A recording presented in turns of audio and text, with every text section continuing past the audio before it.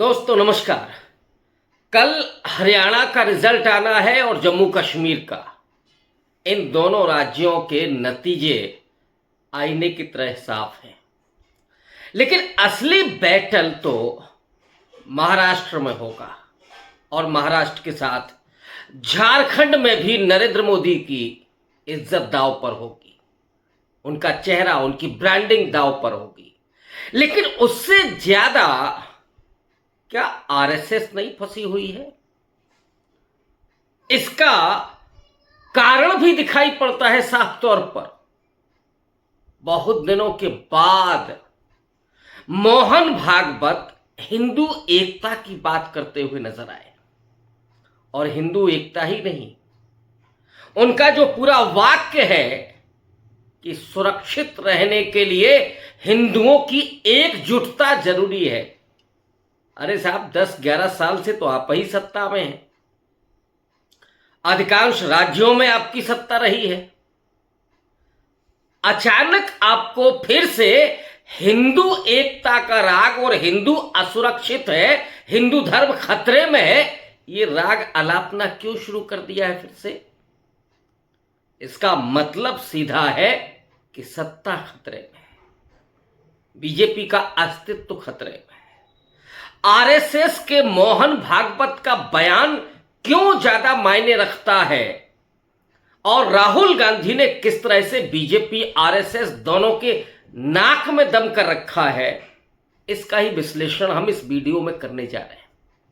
थोड़ा धैर्य के साथ अंत तक देखने का प्रयास कीजिएगा कि जिस महाराष्ट्र में आरएसएस नागपुर में स्थित है, अगर वो महाराष्ट्र बीजेपी बुरी तरीके से हार गई तो क्या होगा? अगर नागपुर में ही आरएसएस के पैर उखड़ गए तो क्या होगा? नागपुर महाराष्ट्र के विदर्भ इलाके में है। विदर्भ इलाके में सिर्फ नागपुर की सीट नितिन गडकरी जीत पाए थे, बाकी कांग्रेस के साथ गई है।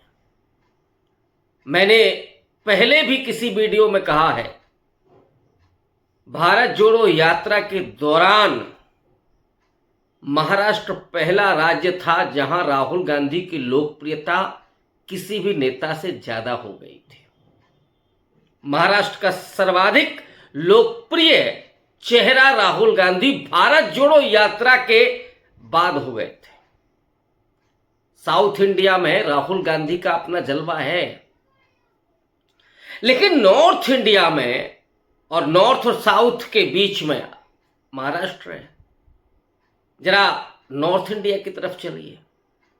नॉर्थ इंडिया के सब हार्टलैंड उत्तर प्रदेश, जहां योगी आदित्यनाथ की पिछले 7-8 साल से सत्ता चल रही है। नरेंद्र मोदी काशी से चुनाव लड़ते हैं, अयोध्या का राम मंदिर स्थापित है। उस उत्तर प्रदेश में हिंदुत्व की कितनी बड़ी पराजय होती है, और उससे भी ज्यादा नरेंद्र मोदी के चेहरे की कितनी बुरी हार होती है कि अयोध्या भी सीट नहीं बचती है। इसको छोड़ दीजिए आप, राहुल गांधी की लोकप्रियता सर्वाधिक होती है। 36% उत्तर प्रदेश के नौजवानों ने, लोगों ने कहा कि राहुल गांधी को प्रधानमंत्री होना चाहिए। तब से नरेंद्र मोदी हो, आरएसएस हो, बीजेपी आईटी सेल हो, गोदी मीडिया हो, ये सब बेहद परेशान है। लगातार राहुल गांधी पर हमले करने की कोशिश चल रही है, लेकिन नरेंद्र मोदी अपनी छवि बचाने में कामयाब नहीं हो रहे, और राहुल गांधी जिस तरह से अब जमीन पर काम कर रहे हैं, एक अंदाजे बयां और इस समय राहुल गांधी का, ये जो नया अंदाजे बयां है राजनीति का, और मैंने पहले भी कहा है कि राहुल गांधी राजनीति को बदलने वाले किरदार में आ चुके हैं। राजनीति में जो बहुत मठाधीशी, ताकतवर नेता, फॉर्च्यूनर कल्चर, लकदक कपड़े, ये जो चलता था, राहुल गांधी ने उसकी बैंड बजा करके रख दी है। राहुल गांधी वो हैं जो लगातार केवल टी शर्ट में घूम रहे हैं, सफेद टी शर्ट में।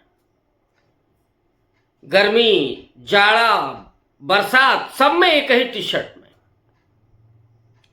लोगों के बीच में, सामान्य लोगों के बीच में, चाहे वो रामचेत मोची हो या मिथुन नाई हो, हरियाणा की महिला किसान हो, या कुलियों का वो स्टेशन हो, रेलवे का ट्रैक हो जहां ट्रैक में इतने सारे लोगों से राहुल गांधी मुलाकात कर रहे हैं कि राहुल गांधी इस समय जननेता में तब्दील हो चुके हैं। जो जनता के दिल की बात करता है, जो जनता के दिल में बसता है, जो जनता की उम्मीदों का केंद्र बन जाता है, वो जननेता कहलाता है। नरेंद्र मोदी अंबानी और अडानी की उम्मीदों का केंद्र है। आरएसएस के हालात ये हैं कि आरएसएस एक तरफ तो नरेंद्र मोदी यानी गुजराती लॉबी को थोड़ा पीछे करना चाहती है, लेकिन आरएसएस की सबसे बड़ी मुश्किल राहुल गांधी को रोकना है।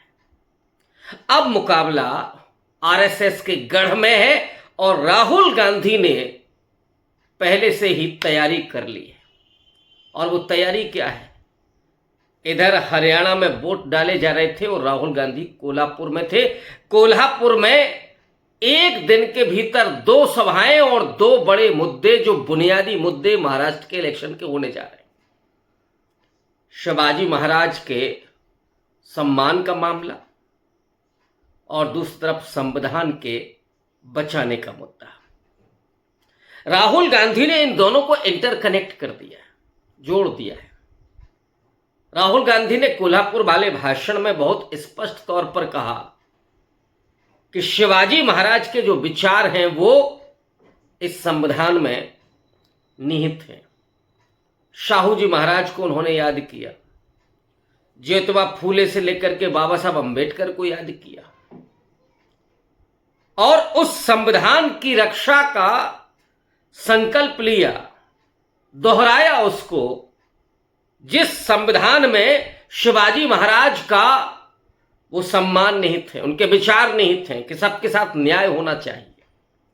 शाहू जी महाराज जिन्हें इस देश का पहला आरक्षण का जनक माना जाता है। डॉक्टर अंबेडकर जो संविधान निर्माता और दलितों के मसीहा, महिला अधिकारों के पुरस्कर्ता, और वो डॉक्टर अंबेडकर जो 21वीं शताब्दी के महानायक बनकर के उभरे, जिनके विचार आज सीधे तौर पर आरएसएस से टकरा रहे हैं। और ये कहने में कोई हर्ज नहीं है कि हिंदुत्व का मुकाबला अगर डंके की चोट पर उस 56 इंच की छाती का कोई मुकाबला 63 इंच की छाती कर रही है, तो वो अंबेडकरवाद है, वो अंबेडकराइट आइडियोलॉजी है, वो बहुजन तबका है जिसके पास खोने के लिए कुछ नहीं है। वो जानता है कि कभी बेड़ियां बाबा साहब ने तोड़ी थी।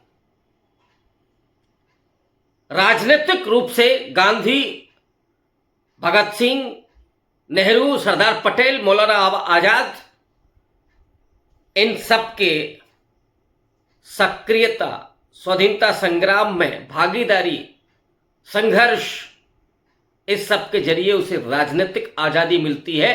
तो डॉक्टर अंबेडकर के सपनों, सामाजिक आजादी, उनके जरिए, संविधान के जरिए उसकी प्रक्रिया शुरू होती है। आरएसएस ने सबसे बड़ा जो हमला किया शुरू में, वो था संविधान पर, और संविधान पर इसलिए क्योंकि उसे समानता नहीं पसंद है। गोलवलकर सीधे तौर पर इस देश में दलितों और पिछड़ों, महिलाओं को कमतर रखना चाहता है। हिंदू धर्म, हिंदू समाज का मतलब क्या है? गोलवलकर सीधे तौर पर कहते हैं जिसमें जातिगत भेदभाव बरकरार रहे, उसके बाद हिंदू एकता। हिंदू एकता किसके सामने? मुसलमानों के सामने, ईसाइयों के सामने। अब इस बार फिर मोहन भागवत जो बात कहते हैं कि सुरक्षा के लिए, सुरक्षित रहने के लिए हिंदू एकजुटता जरूरी है। हिंदू एकजुटता होगी कैसे? और डॉक्टर अंबेडकर ने तो स्पष्ट रूप से मना किया था कि हिंदू एकता कभी संभव नहीं है। जब तक हिंदू जातियों में विभाजित है तब तक ये संभावना नगण्य है। राहुल गांधी ने उस पूरे सामाजिक विभाजन को, उसके भीतर की विडंबनाओं को, विसंगतियों को महसूस किया। जहां आरएसएस जाति व्यवस्था को बनाए रखते हुए भी मुसलमानों का डर दिखा करके हिंदू एकता चाहती है, लेकिन मनुस्मृति के आधार पर संविधान को बनाना चाहती है, इसको सीधा काउंटर राहुल गांधी ने किया। और राहुल गांधी कभी रामचेत की दुकान पर पहुंचते हैं और रामचेत से सम्मान की बात करते हैं कि आपको सम्मान नहीं, इस व्यवसाय को सम्मान नहीं, व्यवसाय करने वाले को सम्मान नहीं। दलितों को इस देश में सम्मान नहीं मिला। अधिकारों की लड़ाई तो चली रही है। जो पिछड़े हैं, मिथुन जो रायबरेली का नाई है, उसकी तरह के जो नौजवान हैं, या कारीगर हैं, मिस्त्री हैं, मैकेनिक हैं, बढ़ई हैं, लोहार हैं, उनको क्या सम्मान मिल रहा है? सवाल सम्मान का है, भागीदारी का है और संसाधनों में हिस्सेदारी का है। गरीबी मिटाने का तो है ही, कुपोषण दूर करने का तो है ही, शिक्षा बढ़ाने का तो है ही,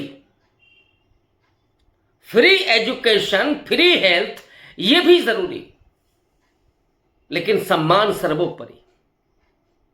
आज जहां मोहन भागवत ये कह रहे थे कि हमें एकजुट रहना है सुरक्षित रहने के लिए, वहीं राहुल गांधी एक वीडियो आज पोस्ट करते हैं, एक दो दिन पहले का होगा, कि वो उसी महाराष्ट्र की धरती पर जहां आरएसएस का हेडक्वार्टर है, एक दलित ऑफिसर के घर में जाते हैं जिन्होंने किताब लिखी है दलित क्या खाता है, दलित का भोजन क्या है।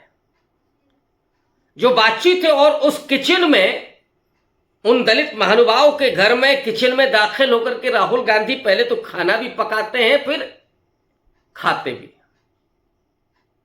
और खाने के क्रम में ही जो बातचीत है, बनाने के क्रम में जो बातचीत है, उन दलित महानुभाव ने कहा कि ऑफिसर बनने के बावजूद मेरा सम्मान नहीं था। ऑफिसर होने का तो सम्मान था, वो तो मजबूरी है, लेकिन व्यक्ति होने का इसलिए सम्मान नहीं था क्योंकि वो दलित है। और जिस तरह से राहुल गांधी इस दलित आइडेंटिटी के सवाल को उठा रहे हैं, संविधान सर्वोपरि है, माथे पर है दलितों के, महिलाओं के, और दलित इस बात को बखूबी जानते हैं। और दलित इसलिए ज्यादा एक्टिव है क्योंकि उनके पास एक महानायक है, एक वैचारिकी है। उस संविधान को इसलिए सर्वोपरि वो मानते हैं क्योंकि संविधान ने उन्हें इंसान होने का दर्जा दिया। इंसान ही नहीं था, अछूत कहा जाता था। वो पानी नहीं पी सकता था, वो कुएं पे नहीं चढ़ सकता था, वो पूरा महाड़ तालाब का आंदोलन अंबेडकर करते हैं। प्रतिनिधित्व की तो बात बहुत दूर की है, बहुत बाद की है। अंबेडकर का पूरा आंदोलन जो ये चल रहा था, उसका एक पहलू गांधी के यहां भी है। इसकी चिंतन भगत सिंह के यहां भी है। नेहरू अपने तरह से दूसरे ढंग से काम कर रहे हैं। खास करके डेमोक्रेसी में दलितों की भागीदारी को लेकर के वो काम कर रहे हैं। अब राहुल गांधी जिस मुद्दे पर आए हैं उसमें आरएसएस के उस पूरे छद्म को बेपर्दा कर रहे हैं कि जो हिंदू एकता की बात करते हैं, लेकिन हिंदुओं के भीतर जो दलित है उसको सम्मान नहीं, उसके साथ दुर्व्यवहार, ये भी नहीं पता कि दलित का भोजन क्या है, वो खाते क्या है। कोई जाता नहीं है, कोई आता नहीं उनके यहां। इस मर्म को राहुल गांधी ने पकड़ा है और यही वो मुद्दा है जो आरएसएस के पूरे आइडियोलॉजी को बेपर्दा करता है, उसमें बड़ा सा छेद करता है। कौन सी हिंदू एकता की बात। और ये काम राहुल गांधी महाराष्ट्र की धरती पर कर रहे हैं। शिवाजी महाराज वाला मुद्दा उन्होंने उठाया था कल कि शिवाजी महाराज की स्टैच्यू गिर गई और वो कहते हैं कि शिवाजी महाराज के जब विचारों का आप सम्मान नहीं करेंगे, विचारों को जब आप फॉलो नहीं करेंगे, केवल मूर्ति लगा करके खड़ा कर देंगे, तो मूर्ति ने भी इनकार कर दी आपके रिगार्ड्स लेने से, क्योंकि आप गलत काम कर रहे हैं, आप छद्म कर रहे हैं, आप धोखा दे रहे हैं। और वो कैसे धोखा दे रहे हैं? क्योंकि आप संविधान को खंडित कर रहे हैं, संविधान पर आपकी टेढ़ी नजर है, संविधान आप बदलना चाहते हैं, तमाम संवैधानिक संस्थाओं को आपने ध्वस्त कर दिया। इसलिए आप शिवाजी महाराज का कभी सम्मान नहीं कर सकते। और जो शिवाजी महाराज के साथ हुआ था कि उनका राज्याभिषेक नहीं किया गया था, वही आज हो रहा है कि राम मंदिर के उद्घाटन में, नए पार्लियामेंट के उद्घाटन में इस देश के प्रथम नागरिक माननीय राष्ट्रपति जी, जो आदिवासी महिला हैं, उनको नहीं बुलाया जाता। एक तरह से जो शिवाजी महाराज का अपमान किया गया था, आज की जो सत्ता है वो राष्ट्रपति, जो इस देश का संवैधानिक हेड है, उसका अपमान करती है। और राहुल गांधी इसको जोड़ते हैं कि दरअसल ये वही आइडियोलॉजी है, ये वही विचारधारा है जिसने शिवाजी महाराज का अपमान किया और आज एक आदिवासी महिला राष्ट्रपति का अपमान कर रही है। राहुल गांधी का निशाना अचूक है आज की तारीख में। वो जानते हैं कि असली संघर्ष किसके साथ। राहुल गांधी बराबर कहते हैं कि ये सिर्फ राजनीतिक लड़ाई नहीं है, ये सिर्फ सत्ता की लड़ाई नहीं है, ये लड़ाई तो आइडियोलॉजी की है, विचारधारा की है। एक विचारधारा जो अन्याय असमानता पर आधारित है, जो सीधे तौर पर संविधान को बदलना चाहती है, और एक विचारधारा वो जो समता, न्याय और बंधुत्व वाली है, जो संविधान में लिखा हुआ है, जो लोकतंत्र, संवैधानिक संस्थाओं को बनाए रखना चाहती है। प्रतिनिधित्व का सवाल, जाति जनगणना का सवाल, रिजर्वेशन का सवाल, और जो संविधान में अधिकार है, इन सबको लेकर के जो आगे बढ़ना चाहती है, इस देश का समेकित विकास करना चाहती है, तो वो एक आइडियोलॉजी है। और लड़ाई इन दोनों विचारधाराओं के बीच है। और राहुल गांधी ने यह भी कहा, बार बार कहा, कि आरएसएस से असली लड़ाई है, आरएसएस के हिंदुत्व से, सावरकर के हिंदुत्व से। इस लड़ाई को जीतना सबसे पहले है। ये लड़ाई जो नेहरू ने छोड़ दी, नेहरू जिसको आगे नहीं बढ़ा सके, उस संघर्ष में जहां भूल गए, इंदिरा जी भूल गई, राजीव गांधी को याद नहीं आई, पीवी नरसिंह राव खामोश रहे, देखते रहे तमाशा कि वो 6 दिसंबर 92 को क्या कर रही है। ये इस लड़ाई को राहुल गांधी आगे लेकर के जाना चाहते हैं और अंजाम तक पहुंचाना चाहते हैं। ये स्पष्ट दिखाई पड़ता है। आरएसएस और मोहन भागवत की जो बेचैनी है वो इसी वजह से है कि राहुल गांधी इस बात को दिमाग में बिठा चुके हैं कि असली जो लड़ाई है वो आरएसएस के हिंदुत्व से है। ये केवल पॉलिटिकल पार्टी बीजेपी से नहीं है, जहां से नरेंद्र मोदी निकल करके आते हैं उन नरेंद्र मोदी से है और उनकी पितृ संस्था से है। इसकी वजह से आरएसएस बेहद बेचैन है और इस बेचैनी का ही कारण है कि मोहन भागवत अब बार बार हिंदू एकजुटता की बात कर रहे हैं और हिंदुओं की सुरक्षा की बात कर रहे हैं। लेकिन लोग समझ गए हैं कि राहुल गांधी क्या कर रहे हैं और आरएसएस क्यों डरा रही है। शुक्रिया।